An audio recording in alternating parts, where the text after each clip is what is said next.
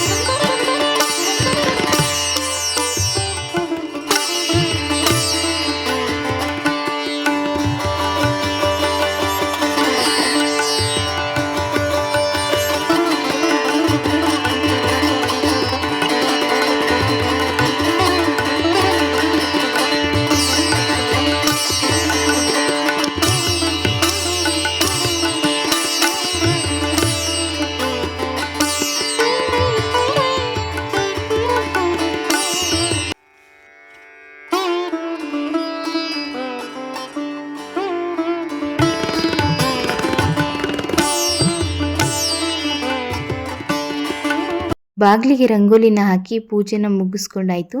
ಅದಾದಮೇಲೆ ತಿಂಡಿ ಮಾಡೋಣ ಅಂತ ಹೇಳಿಬಿಟ್ಟು ರೊಟ್ಟಿ ಮಾಡೋದಕ್ಕೆ ಎಲ್ಲನೂ ಕೂಡ ರೆಡಿ ಮಾಡಿಕೊಂಡೆ. ಹಾಗೆಯೇ ರೊಟ್ಟಿ ಜೊತೆ ನೆಂಚ್ಕೊಳ್ಳೋದಕ್ಕೆ ಅಂತ ಹೇಳಿ ತುಂಬಾ ಟೇಸ್ಟಿಯಾಗಿರುವಂತಹ ಟೊಮೊಟೊ ಕುರ್ಮನ ಇಲ್ಲಿ ಮಾಡ್ತಾಯಿದ್ದೀನಿ. ಮೊದಲಿಗೆ ಟೊಮೊಟೊ ಕುರ್ಮ ಮಾಡೋದಕ್ಕೆ ಅಂತ ಹೇಳಿ ಒಂದು ಜಾರಿಗೆ 1 ಕಪ್ಪಷ್ಟು ತೆಂಗಿನಕಾಯಿ ತುರಿ, ಹಾಗೆಯೇ ಒಂದು 2 ಟೇಬಲ್ ಸ್ಪೂನಷ್ಟು ಹುರ್ಗಡ್ಲೆ, ಹಾಗೆಯೇ ಒಂದು 3 ಹಸಿಮೆಣಸಿನ್ಕಾಯಿ, ಜೊತೆಗೆ ಒಂದು 2 ಏಲಕ್ಕಿ, ಹಾಗೆಯೇ ಒಂದು ಅರ್ಧ ಟೇಬಲ್ ಸ್ಪೂನಷ್ಟು ಸೋಂಪು ಕಾಳನ್ನು ಹಾಕ್ಕೊಳ್ತಾ ಇದ್ದೀನಿ. ಅದ್ರ ಜೊತೆಗೆ ಒಂದು ಅರ್ಧ ಟೇಬಲ್ ಸ್ಪೂನಷ್ಟು ಚಕ್ಕೆ ಲವಂಗ ಪುಡಿನ ಹಾಕ್ಕೊಳ್ತಾ ಇದ್ದೀನಿ. ಈಗ ಇಷ್ಟನ್ನು ಕೂಡ ಸ್ವಲ್ಪ ನೀರನ್ನು ಹಾಕಿ ನುಣ್ಣಗೆ ಇದನ್ನು ಪೇಸ್ಟ್ ಮಾಡ್ಕೋಬೇಕು. ಅದಾದಮೇಲೆ ಬಾಣಲೆಗೆ ಒಂದು 3-4 ಟೇಬಲ್ ಸ್ಪೂನಷ್ಟು ಎಣ್ಣೆನ ಹಾಕೋಬೇಕು. ಅದಾದಮೇಲೆ ಒಂದು ಅರ್ಧ ಟೇಬಲ್ ಸ್ಪೂನಷ್ಟು ಜೀರಿಗೆ, ಹಾಗೆಯೇ ಪಲಾವ್ದು ಎಲೆ, ಹಾಗೆ ಒಂದು ಚಕ್ಕೆ, ಜೊತೆಗೆ ಸ್ವಲ್ಪ ಕಸೂರಿ ಮೇಥಿನ ಹಾಕ್ಕೊಳ್ತಾ ಇದ್ದೀನಿ. ಇಷ್ಟನ್ನು ಸ್ವಲ್ಪ ಫ್ರೈ ಮಾಡಾದ್ಮೇಲೆ ಸಣ್ಣದಾಗಿ ಕಟ್ ಮಾಡಿರುವಂತಹ ಈರುಳ್ಳಿನ ಹಾಕ್ಕೊಳ್ತಾ ಇದ್ದೀನಿ. ಈರುಳ್ಳಿನ ಹಾಕಿ ಇದು ಸ್ವಲ್ಪ ಕಲರ್ ಚೇಂಜ್ ಆಗಬೇಕು, ಅಲ್ಲಿವರೆಗೂ ಇದನ್ನು ಚೆನ್ನಾಗಿ ಫ್ರೈ ಮಾಡ್ಕೊಳ್ತಾ ಬರಬೇಕು. ಈಗ ಇದಕ್ಕೆ ಸ್ವಲ್ಪ ಸಾಲ್ಟನ್ನು ಹಾಕ್ತಾಯಿದ್ದೀನಿ. ರುಚಿನ ಹಾಕಿದಾಗ ಸ್ವಲ್ಪ ಬೇಗನೆ ಬೇಯುತ್ತೆ, ಅದು ತರಕಾರಿ ಆಗಿರ್ಬೋದು, ಈರುಳ್ಳಿ ಆಗಿರ್ಬೋದು. ಈ ರೀತಿ ಫ್ರೈ ಮಾಡಬೇಕಾದ್ರೆ ನಾನು ಸ್ವಲ್ಪ ಸಾಲ್ಟನ್ನು ಹಾಕ್ಕೊಂಡು ಫ್ರೈ ಮಾಡ್ತೀನಿ, ಆಗ ತುಂಬಾ ಬೇಗನೆ ಫ್ರೈ ಆಗಿಬಿಡುತ್ತೆ. ಅದಾದಮೇಲೆ ಒಂದು 3 ಗೆಡ್ಡೆಯಷ್ಟು ಬೆಳ್ಳುಳ್ಳಿನ ಫುಲ್ಲು ಸಿಪ್ಪೆ ಎಲ್ಲನೂ ತೆಗೆದು ಅದಾದಮೇಲೆ ಇಲ್ಲಿ ಫ್ರೈ ಮಾಡೋದಕ್ಕೆ ಹಾಕ್ಕೊಳ್ತಾ ಇದ್ದೀನಿ. ಹಾಗೆಯೇ ಸ್ವಲ್ಪ ಕರಿಬೇವಿನ ಸೊಪ್ಪು, ಇಷ್ಟನ್ನು ಹಾಕಿ ಈಗ ಚೆನ್ನಾಗಿ ಫ್ರೈ ಮಾಡ್ಕೋಬೇಕು. ಹೈ ಫ್ಲೇಮಲ್ಲಿ ಇದನ್ನು ಚೆನ್ನಾಗಿ ಒಂದು 5 ನಿಮಿಷಗಳ ಕಾಲ ಸ್ವಲ್ಪ ಕಲರ್ ಚೇಂಜ್ ಆದರೆ ಸಾಕಾಗುತ್ತೆ. ಈಗ ಇಲ್ಲಿ ಸಣ್ಣದಾಗಿ ಕಟ್ ಮಾಡಿರೋ ಟೊಮೊಟೊನ ಹಾಕ್ಕೊಳ್ತಾ ಇದ್ದೀನಿ. ಟೊಮೊಟೊ ಕುರ್ಮಾಗೆ ಮೇನ್ ಬೇಕಾಗಿರೋದು ಟೊಮೊಟೊ, ಅದರಿಂದ ಇಲ್ಲಿ ಒಂದು 5-6 ಟೊಮೊಟೊನ ಮೀಡಿಯಮ್ ಸೈಜ್ದು ಸಣ್ಣದಾಗಿ ಕಟ್ ಮಾಡಿ ಹಾಕ್ಕೊಳ್ತಾ ಇದ್ದೀನಿ. ಇವಾಗ ಟೊಮೊಟೊನ ಫುಲ್ಲು ಸಾಫ್ಟ್ ಆಗೋವರೆಗೂ ಚೆನ್ನಾಗಿ ಫ್ರೈ ಮಾಡ್ಕೋಬೇಕು. ಲಿಡ್ಡನ್ನ ಕ್ಲೋಸ್ ಮಾಡಿ ಒಂದು 10 ನಿಮಿಷಗಳ ಕಾಲ ಇದನ್ನು ಚೆನ್ನಾಗಿ ಬೇಯಿಸ್ಕೋಬೇಕು. ಈಗ ನೋಡ್ತಾ ಇರ್ಬೋದು ಸ್ವಲ್ಪ ಸ್ವಲ್ಪ ನೀರನ್ನು ಬಿಡ್ತಾ ಇದೆ. ಈ ರೀತಿ ಚೆನ್ನಾಗಿ ಫ್ರೈ ಮಾಡೋವರೆಗೂ ಬೇಯಿಸ್ಕೋಬೇಕು. ಅದಾದಮೇಲೆ ಇದಕ್ಕೆ ಒಂದು ಅರ್ಧ ಗ್ಲಾಸಷ್ಟು ನೀರನ್ನು ಹಾಕಿ ಚೆನ್ನಾಗಿ ಟೊಮೊಟೊ ಎಲ್ಲ ಚೆನ್ನಾಗಿ ಸ್ಮ್ಯಾಶ್ ಆಗಬೇಕು, ಅಲ್ಲಿವರೆಗೂ ಇದನ್ನು ಚೆನ್ನಾಗಿ ಕುದಿಸ್ಕೊಂಡು ಬೇಯಿಸ್ಕೋಬೇಕು. ಈಗ ನೋಡ್ತಾ ಇರ್ಬೋದು ನೀರು ಚೆನ್ನಾಗೆಲ್ಲ ಕುದೀತಾ ಇದೆ, ಟೊಮೊಟೊನೂ ಅಷ್ಟೇ ಚೆನ್ನಾಗಿ ಸಾಫ್ಟಾಗಿ ಬೇಯ್ತಾ ಇದೆ.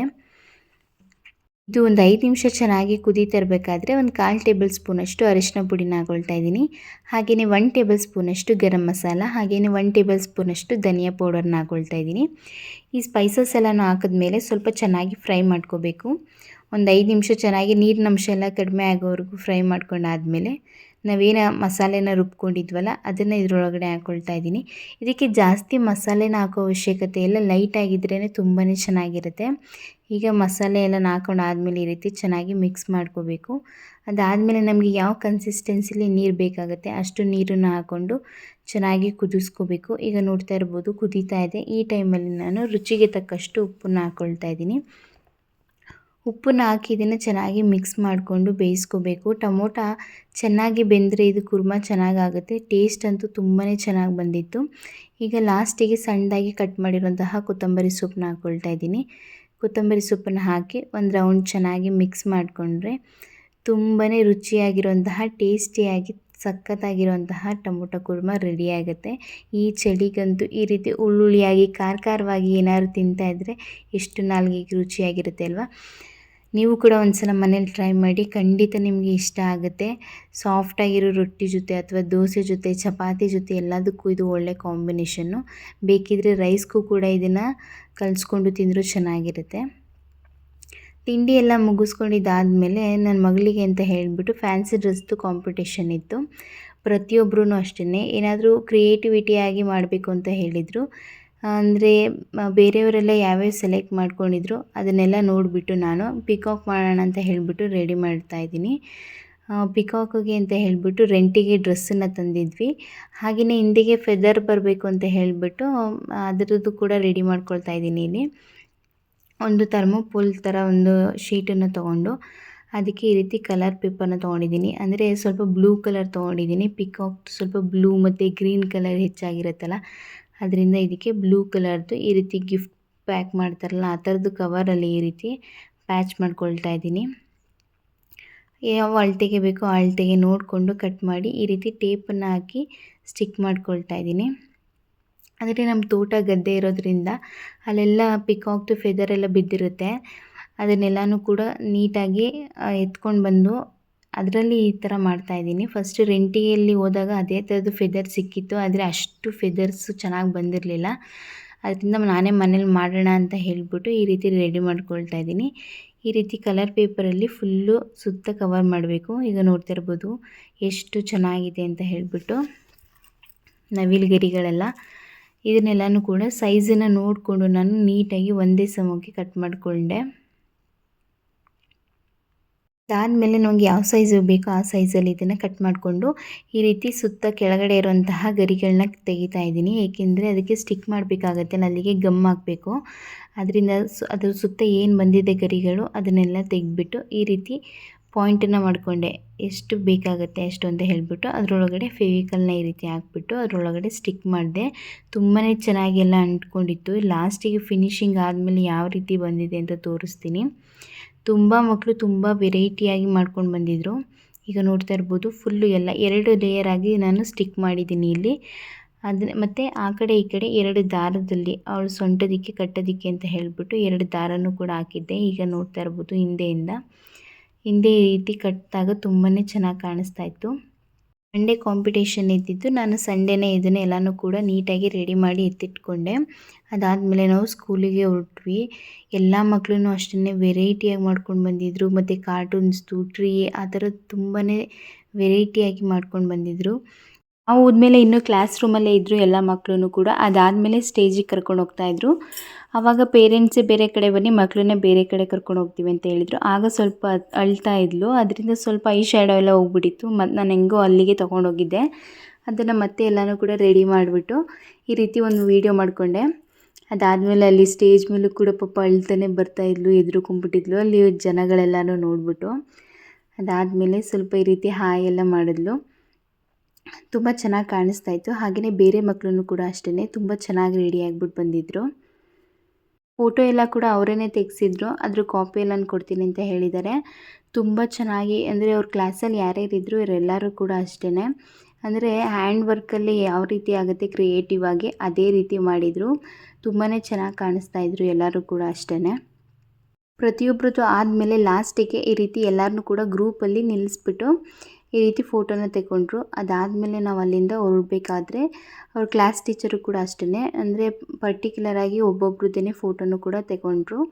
ಫಸ್ಟಿಗೆ ನನ್ನ ಮಗಳದ್ದು ಫೋಟೋ ಮತ್ತು ವೀಡಿಯೋ ಎಲ್ಲ ಮಾಡ್ಕೊಂಡಿದ್ದು ಸರಿ ಹೋಯಿತು.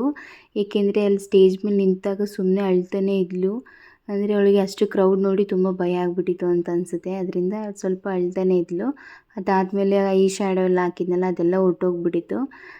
ಹೆಂಗೋ ಫೋಟೋ ತೆಗೆದಿಟ್ಕೊಂಡಿದ್ದಕ್ಕೆ ಚೆನ್ನಾಗಿ ಕಾಣಿಸ್ತಾಯಿತ್ತು.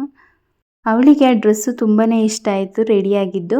ಆದರೆ ಅಲ್ಲಿ ಮಕ್ಕಳನ್ನೆಲ್ಲ ನೋಡಿದ್ನಲ್ಲ ಸ್ವಲ್ಪ ನರ್ವಸ್ ಆಗಿ ಆ ಥರ ಅಳ್ತಾ ಇದ್ಲು ಅನಿಸುತ್ತೆ.